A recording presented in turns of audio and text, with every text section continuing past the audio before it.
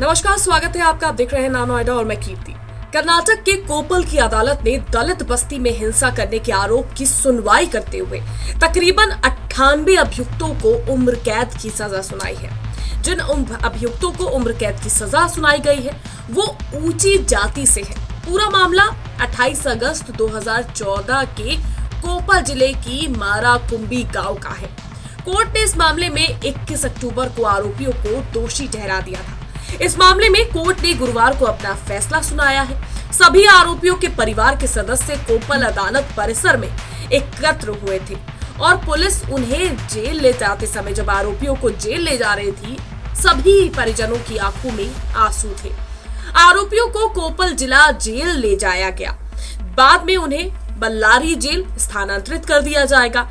जाति आधारित हिंसा से जुड़ा ये मामला 28 अगस्त 2014 को गंगावती तालुका के मारकुंबी गांव में हुआ था। बताया जा रहा है कि पूरा बवाल फिल्म की टिकट को लेकर हुआ था।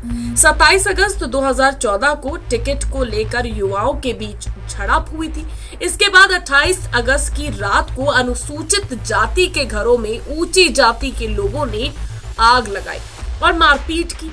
बाद में ऊंची जातियों के लोगों ने अनुसूचित जाति के सामाजिक बहिष्कार की भी तरकीब निकाली और सामाजिक तौर पर उनका बहिष्कार किया। इस दौरान पुलिस को हालात को नियंत्रित करने में खासी मशक्कत करनी पड़ी थी। बताया जाता है कि इस मामले का मुख्य आरोपी मंजुनाथ नाम का शख्स है, जो उस दिन अपने दोस्त के साथ फिल्म देखने गया था। वहां उसकी किसी अनजान शख्स से टिकट को लेकर लड़ाई हो गई थी। अपने गांव वापस आने के बाद उसने बताया था कि जिस शख्स से उसकी लड़ाई हुई थी वो अनुसूचित जाति की कॉलोनी का रहने वाला है।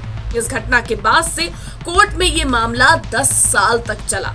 इस दौरान 11 आरोपियों की मौत हो गई है। जी हाँ, इस केस में संलिप्त 11 आरोपी मर चुके हैं, जबकि जांच के दौरान 2 आरोपी नाबालिग भी निकले थे। पुलिस की 10 साल की मेहनत के बाद इस मामले में आरोपियों को सजा हो सकी है।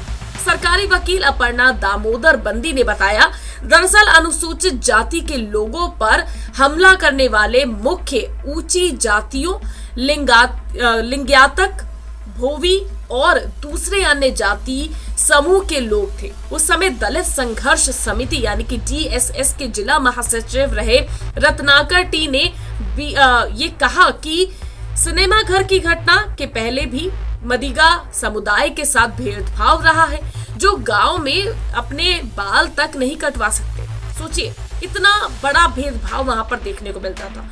उनको गंगावती जाना होता था। ये अछूत दलितों में बनाम अछूत के मुद्दे तक पहुंच गया था।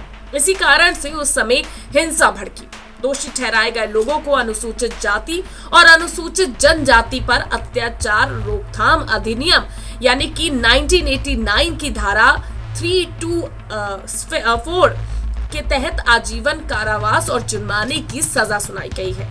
अब ये जो धारा के तहत इन्हें सजा सुनाई गई है, ये धारा क्या कहती है ये भी मैं आपको बता देती हूँ।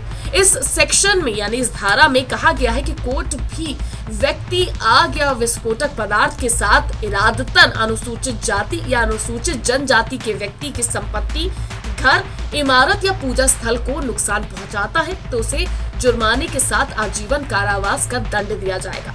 जज चंद्रशेखर ने विभिन्न उच्च न्यायालयों और सुप्रीम कोर्ट के फैसलों का हवाला दिया और यहाँ तक कि अमेरिकी गायक मैरियन एडरसन को भी कोर्ट किया, यानी कि इस पूरे मामले पर उन्हें भी कोर्ट किया गया, जिन्होंने 20वीं शताब्दी के मध्य में नस्लीय भेदभाव के खिलाफ अफ्रीकी अमेरिकी कलाकारों को न्याय दिलाने में अहम भूमिका निभाई थी।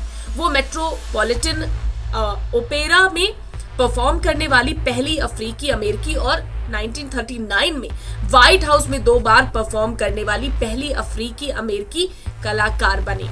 हालांकि कोर्ट भी राष्ट्र कितना भी बड़ा क्यों ना हो, कोर्ट ने सीधे तौर पर कहा कि वो अपने सबसे कमजोर लोगों से अधिक मजबूत नहीं होता और जब तक आप किसी व्यक्ति को दबाए रखते हैं तब तक उसके कुछ हिस्से को उसे दबाए रखने के लिए नीचे झुकना पड़ता है। तो इसका मतलब है कि आप जितना ऊपर उठ सकते थे उतना ऊपर नहीं उठेंगे।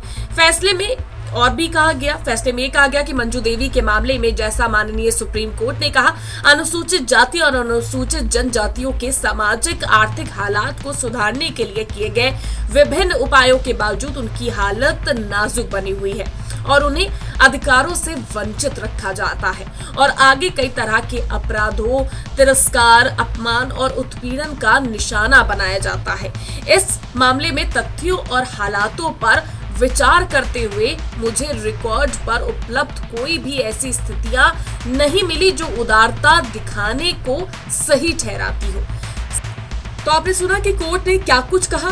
कोर्ट जिस तरह से ये बोल रहा है कि अनुसूचित जनजातियों पर इस तरह से अत्याचार नहीं होना चाहिए और इस तरह से जो आप खुद को बड़ा दिखाने के लिए आप प्रयास करते हैं, आप उतने बड़े नहीं हो पाते, आपको झुकना कहीं ना कहीं पड़ता ही है। तो ये तमाम दलीलें जो है वो कोर्ट में पेश की गई, जिस मामले में अब आपको बता दें आरोपियों को सजा सुना दी गई है। 10 साल के लंबे अंतराल के बाद तकरीबन 98 लोगों को सजा सुनाई गई है। फैसला सुरक्षित रख लिया गया है।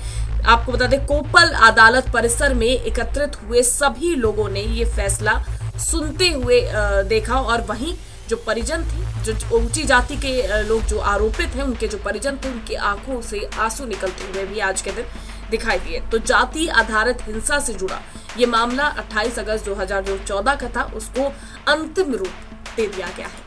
फिलहाल के इस वीडियो में बस इतना ही। वीडियो पसंद आएगी तो लाइक और शेयर जरूर करिएगा, चैनल को सब्सक्राइब करना मत भूलिएगा।